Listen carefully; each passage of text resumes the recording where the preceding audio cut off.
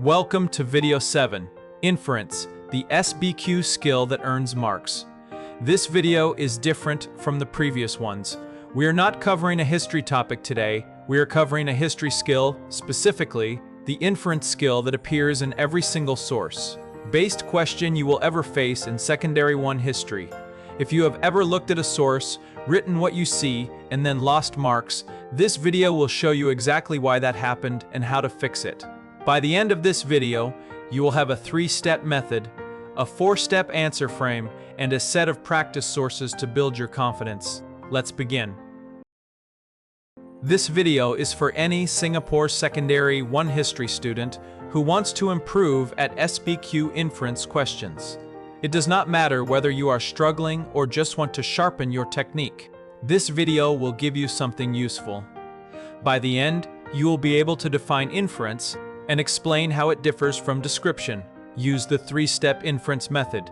Identify clues in photographs, maps, written extracts, and cartoons. Write a complete evidence-based inference answer and spot and fix the most common mistakes students make.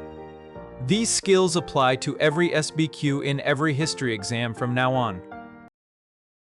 Here is what we will cover. What inference means at 1:30. Description versus inference at 3:30. The 3-step method at 5:30.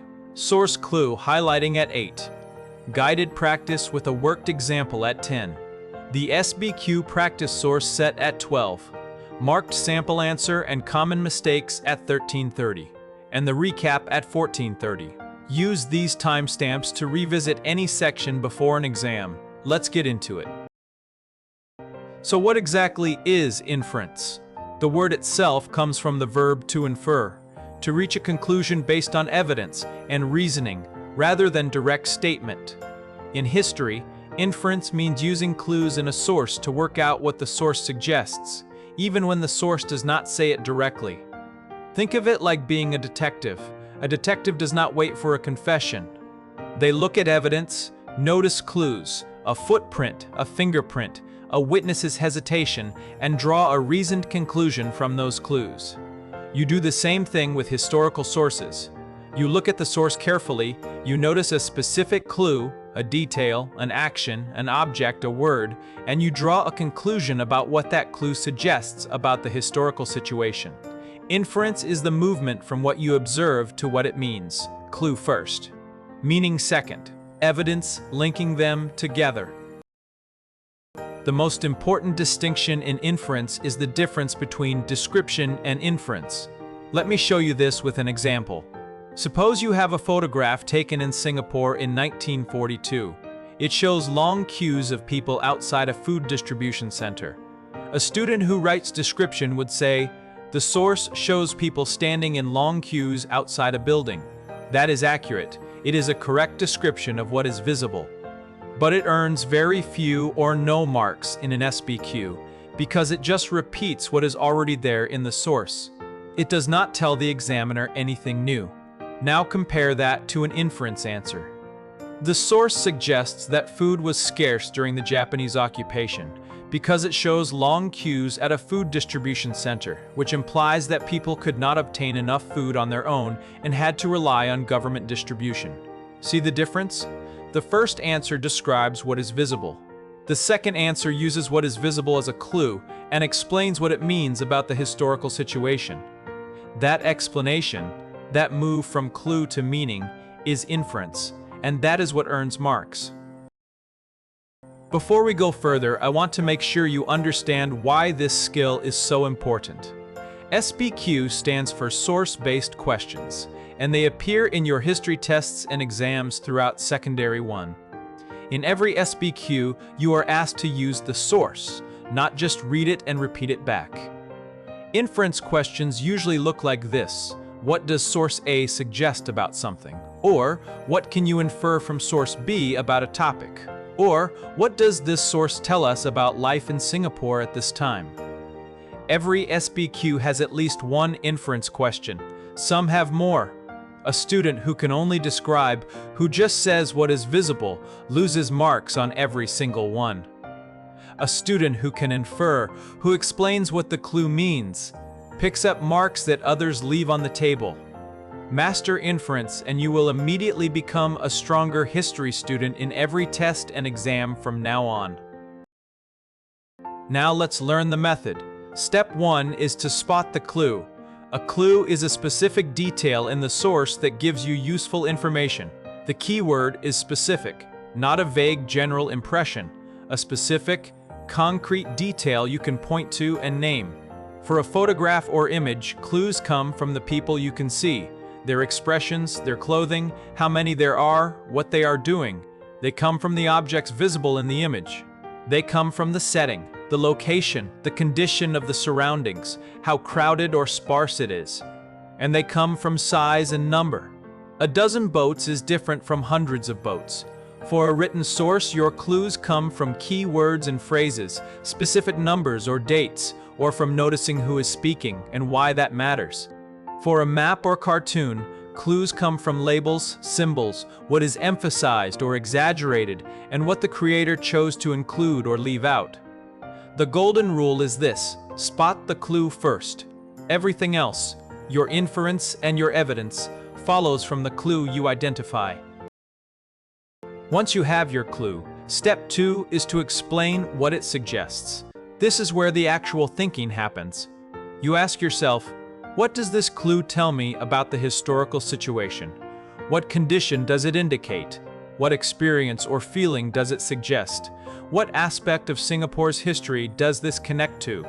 Let me show you the difference between doing this well and doing it poorly. If your clue is long queues at a food distribution center, a weak student might say, "This suggests there were a lot of people." That is not an inference. That is just restating the clue in different words. A strong student says, "This suggests that food was scarce, that people could not obtain food on their own, and that the community was experiencing significant hardship."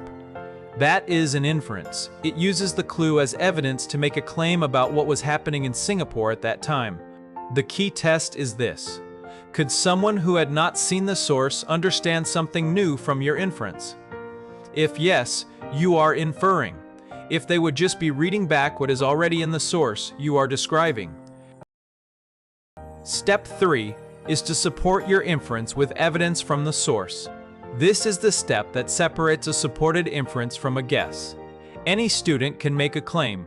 What the examiner wants to see is that your claim is grounded in something specific from the source itself. The way you do this is by using linking phrases. The most useful ones are "because the source shows," "because the source states," and "which implies." These phrases force you to connect your inference back to the evidence. Let me show you what a complete step 3 looks like. Source A suggests that food was scarce during the Japanese occupation. That is the inference. Because the source shows long queues at a food distribution center, that is the evidence link, which implies that people could not obtain enough food on their own. That is the implication. 3 parts. 1 sentence. A complete, supported inference. Memorize the phrases "because the source shows" and "which implies." Use them every single time you write an inference answer. One of the most effective habits you can build for SBQ practice is the clue highlighting method. Before you write a single word of your answer, you read the source once all the way through. Then you read it again, this time actively looking for clues. And as you find them, you highlight them in different colors. Use blue for people, faces, expressions, actions, how many are visible. Use green for objects, what items are present, what tools or goods you can see. Use orange for setting, the location, the condition of the surroundings. And use yellow for size and number. How many boats? How large the crowd? How many buildings? Then for each highlighted clue, you pause and ask, what does this suggest? This process forces you to slow down. It forces you to actually look at the source rather than glance at it and immediately start writing. And students who slow down and look properly almost always notice more clues than students who rush. More clues means more material to build your inference from. Your resource pack includes the source clue highlighting sheet, a table you can use to organize your clues before you write your inference. The table has 5 rows, 1 for each clue type: people, objects, setting, size or number, and action, and 3 columns, what I notice, what I infer, and evidence from the source. You fill in each row as you read the source. What I notice is the specific clue, what exactly you can see or read. What I infer is what that clue suggests about the historical situation. And evidence from the source is the exact detail from the source that supports your inference. This sheet is useful for practice, but also for exam preparation. Download it, use it with every practice source you work with, and you will find that identifying clues becomes automatic over time. Let's pause here and try the clue highlighting method on a real source.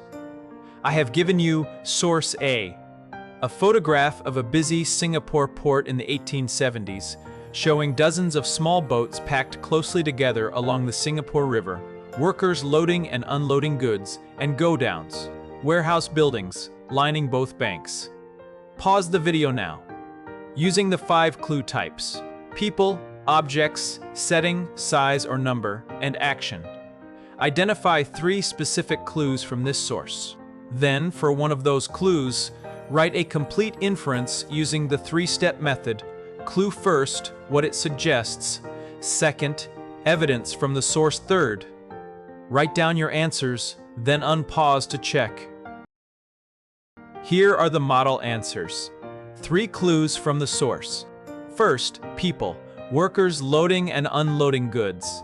This suggests active labor and trade activity.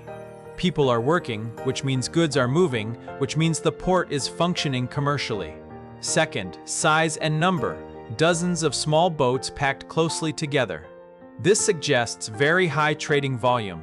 If the river is full of boats, the amount of trade passing through Singapore must be enormous. Third, setting, go-downs lining both banks. This suggests organized storage for a busy port. Warehouses exist because there is enough trade to need permanent storage facilities. For a full inference using the size and number clue, Source A suggests that trade was extremely busy at Singapore's port in the 1870s because the source shows dozens of small boats packed closely together along the Singapore River, which implies that the volume of trade had grown so large that the river was filled to capacity. Let me give you the complete 4-step answer frame that you should use for every inference question from now on. Step 1. The inference. Start with, source X suggests that, and then state your conclusion about what the source suggests. Step 2. The clue and evidence link. Continue with, I can infer this because the source shows or states, and then name the specific clue. Step 3. The implication. Continue with, this implies that, and then explain what the clue means about the historical situation. Step 4 is optional, but shows deeper understanding. You can add, this is consistent with what we know about, and briefly connect your inference to your historical knowledge. The first 3 steps are essential. They form the core of every inference answer. Step 4 lifts your answer to a higher level. Download the Inference Steps worksheet from the description and practice filling in this frame until it feels completely natural. Let me model the complete 4-step frame on a written source. Source C is a short extract from a report in 1880. It reads, "Thousands of workers and traders have arrived in Singapore in recent years. The streets are busy, ships fill the harbor, and new businesses open every month." The question is, what does Source C suggest about Singapore in the late 1800s? Step 1. The inference. Source C suggests that Singapore was experiencing rapid growth and economic expansion in the late 1800s. Step 2. The clue. I can infer this because the source states that thousands of workers and traders had arrived and new businesses were opening every month. Step 3. The implication. This implies that Singapore was attracting large numbers of people because of economic opportunity, and that trade and commerce were expanding quickly across the city. Notice how each step builds on the previous one. The inference states the conclusion. The clue provides the specific evidence. The implication explains what the evidence means. 3 steps. Complete answer. Now I want you to apply everything you have learned to the full SBQ practice source set in your resources. There are 4 sources. Source A is a photograph of a busy port with many boats. Source B is a map showing Singapore's position near major sea routes. Source C is the short extract about workers and traders arriving. And Source D is a cartoon showing overcrowded housing and sanitation problems. The 5 questions ask you what each source suggests about trade, location, migration, and living conditions, and which source best shows growth and why. This 5th question is a comparison question. It asks you to look at more than one source and judge which provides the stronger evidence of growth. Pause the video now, choose one source, write a full 4-step inference answer, and then try question 5 comparing 2 sources. Then unpause for guidance. Pause now. Write your inference for one source using the 4-step frame. Then tackle question 5. Which source best shows Singapore's growth and why? To answer question 5, well, you need to identify a specific clue from one source, explain what it suggests about growth, then compare it with a clue from a second source. Your conclusion should explain which clue provides stronger or more direct evidence of growth and why. Write everything down before you unpause. This kind of practice, actually writing the answer rather than just thinking about it, is what builds the skill for the real exam. Let me show you a marked sample answer so you can see what strong and weak parts look like side by side. The question is, what does source D suggest about life in Singapore? The student answer reads, source D suggests that life in Singapore was difficult for many people. I can infer this because the cartoon shows overcrowded houses and dirty surroundings. This suggests that rapid growth caused sanitation problems and poor living conditions. Now let's look at the teacher's comments. Good use of clue. The student correctly identified overcrowded houses as the clue. Good inference. The claim that life was difficult is a clear, direct inference from the clue. Good support. The student linked the clue to sanitation and living conditions, which shows the implication. And the improvement suggestion, the answer would be stronger if the student mentioned why the problem happened. For example, that rapid population growth brought more people to Singapore than the housing could accommodate. The basic structure is there. Adding the cause explanation would push this to a full mark answer. Now let's make sure you know the 4 most common mistakes so you can avoid them. Mistake 1 is copying the source without explaining it. If you write the source shows people in a queue, you have just repeated what is in the source. You have not inferred anything. The fix is to add the inference. What does the queue suggest? Mistake 2 is being too vague. Writing it shows life in Singapore tells the examiner almost nothing. Life in Singapore is too broad. What aspect of life? For whom? Under what circumstances? Be specific. Say what the clue suggests about a specific condition or experience. Mistake 3 is making an unsupported guess. If nothing in the source mentions war or danger, do not write. Singapore was dangerous because of war. Inference must be grounded in the source itself. Do not bring in outside information as though it comes from the source. Mistake 4 is making a claim without linking it back to the source. Always use the phrases because the source shows or because the source states. These links are not optional. They are what separate an inference from a guess.